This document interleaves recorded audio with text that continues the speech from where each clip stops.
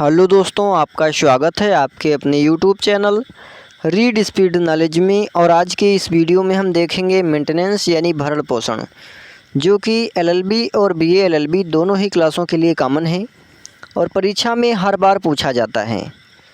और समाज से भी ये रिलेटेड है क्योंकि समाज का ही एक मुद्दा है, इसलिए जनसाधारण को भी इसको जानना और समझना चाहिए। तो इसके अंतर्गत हम देखेंगे भरण पोषण किसे कहते हैं, मेंटेनेंस किसे कहते हैं, भरण पोषण से संबंधित कानूनी प्रावधान क्या है तथा भरण पोषण के लिए आवश्यक शर्तें क्या हैं, यानी वे कौन कौन सी शर्तें हैं, कौन कौन सी आवश्यक शर्तें हैं, एसेंशियल एलिमेंट्स हैं जिनका पालन करने पर भरण पोषण प्राप्त होगा, अन्यथा नहीं प्राप्त होगा या मिल सकता है या नहीं मिल सकता है। तो चलिए वीडियो शुरू करते हैं। इससे पहले चैनल पर नए हैं तो चैनल को सब्सक्राइब कर लीजिए, बेल आइकन प्रेस कर लीजिए ताकि आने वाले वीडियो की हर एक नोटिफिकेशन सबसे पहले आप तक पहुंचे। तो चलिए वीडियो शुरू करते हैं और सबसे पहले देख लेते हैं भरण पोषण किसे कहते हैं, मेंटेनेंस किसे कहते हैं। तो साधारण बोलचाल की भाषा में तलाकशुदा पति द्वारा पत्नी को गुजर बसर करने के लिए, यानी साधारण बोलचाल की भाषा में तलाकशुदा पति द्वारा पत्नी को गुजर बसर करने के लिए, यानी पत्नी को सहारा देने के लिए, गुजर बसर करने के लिए दी गई सहायता राशि ही भरण पोषण कहलाती है। यानी यदि पूछ लिया जाए एग्ज़ाम में कि भरण पोषण किसे कहते हैं या भरण पोषण का क्या अर्थ है या भरण पोषण से आप क्या समझते हैं, तो आपको उसमें यही लिखना है कि साधारण बोलचाल की भाषा में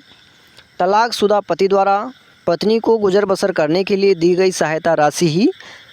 भरण पोषण कहलाती है, मेंटेनेंस कहलाती है। वहीं यदि कानूनी परिभाषा की बात की जाए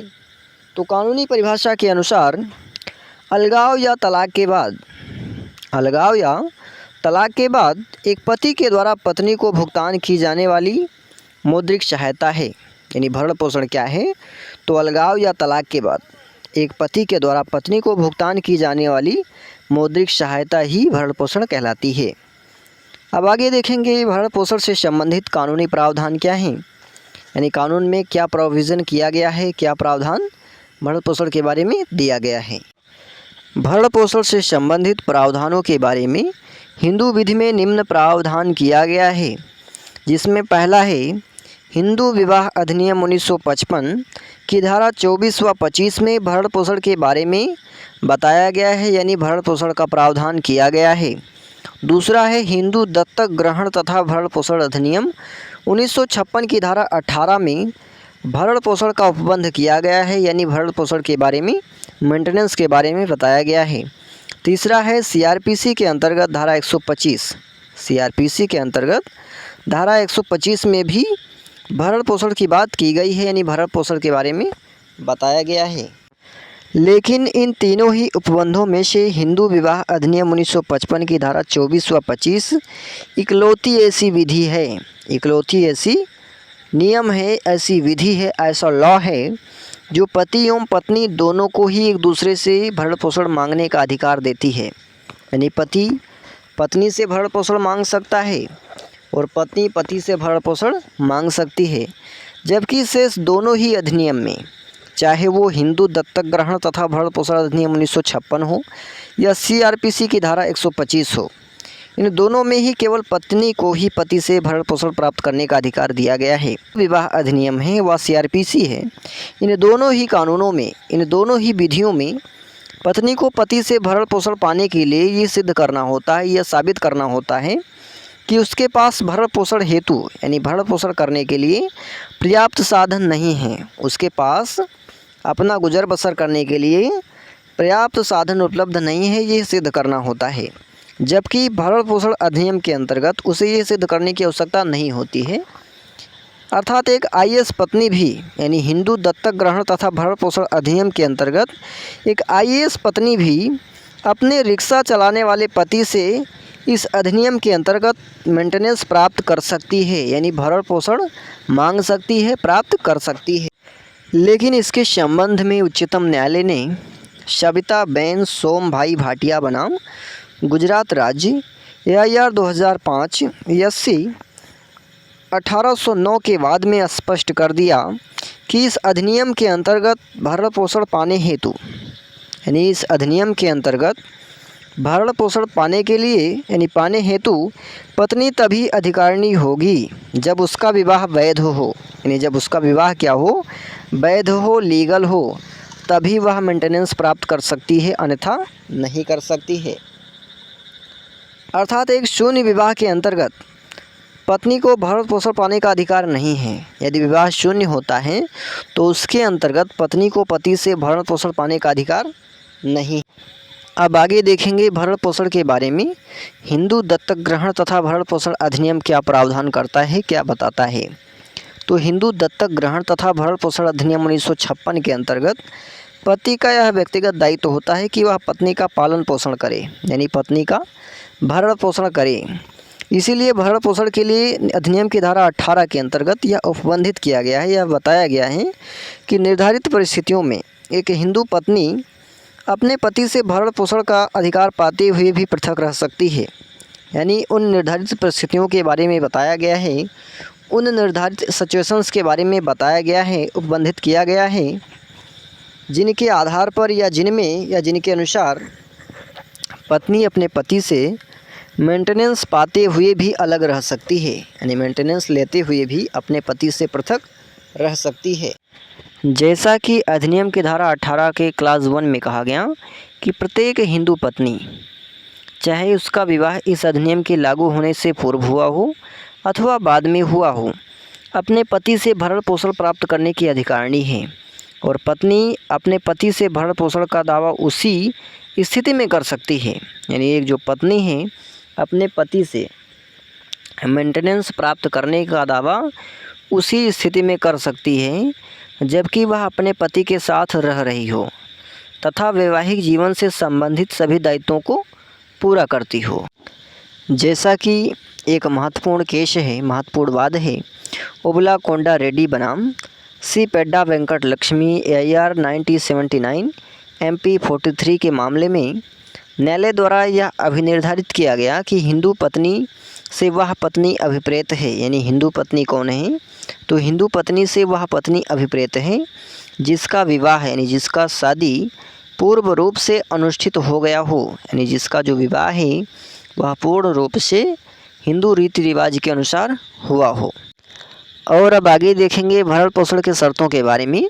तो भरण पोषण पाने के लिए पत्नी द्वारा निम्नलिखित शर्तों का पूरा किया जाना आवश्यक है, जो निम्न प्रकार से है, जिसमें पहला है पत्नी की हैसियत प्राप्त हो। पहली शर्त क्या है कि पत्नी को पत्नी का हैसियत प्राप्त होना चाहिए।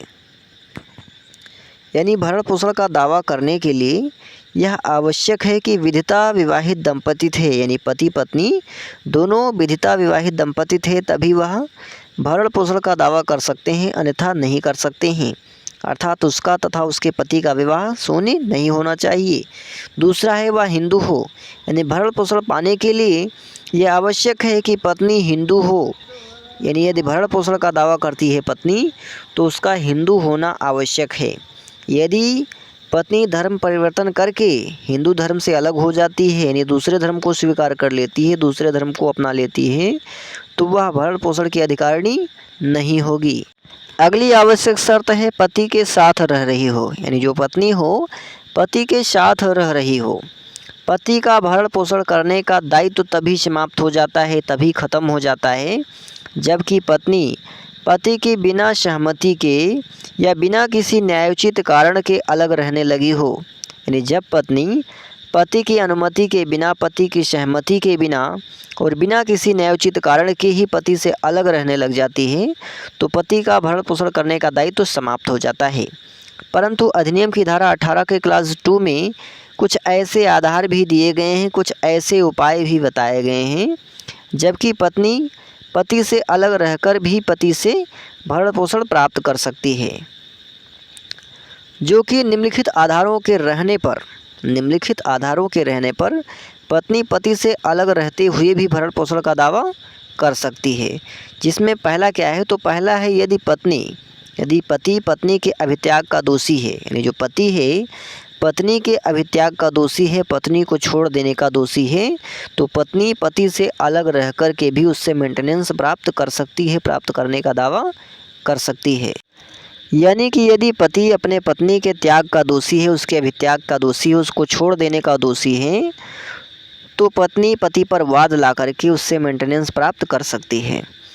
दूसरा है, यदि पति ने पत्नी के साथ निर्दयता का व्यवहार किया,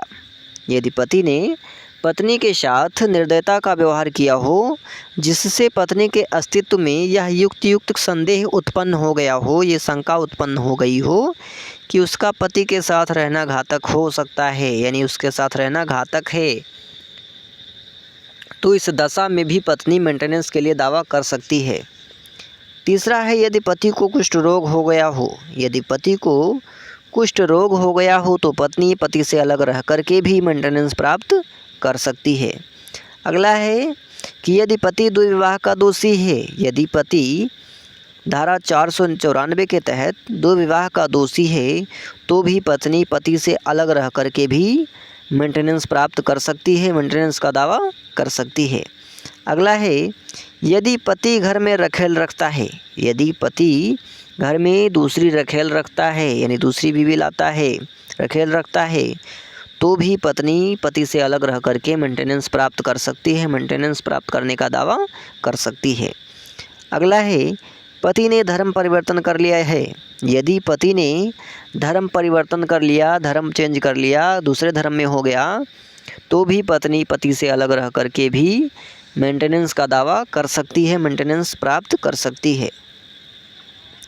अगला है कि अन्य कोई न्यायोचित कारण, यदि अन्य कोई न्यायोचित कारण है तो पत्नी भरण पोषण का अधिकार रखते हुए पृथक निवास की हकदार है, यानी भरण पोषण का अधिकार रखते हुए भी पृथक निवास की हकदार है, यानी उससे अलग रह सकती है, अपने पति से अलग रह सकती है। तो आज के लिए इतना ही, मिलते हैं किसी और वीडियो में। तब तक के लिए जानकारी पसंद आए तो ज़्यादा से ज़्यादा मित्रों में शेयर करें, लाइक करें और साथ ही चैनल को सब्सक्राइब करें और नए टॉपिक के लिए कमेंट करें।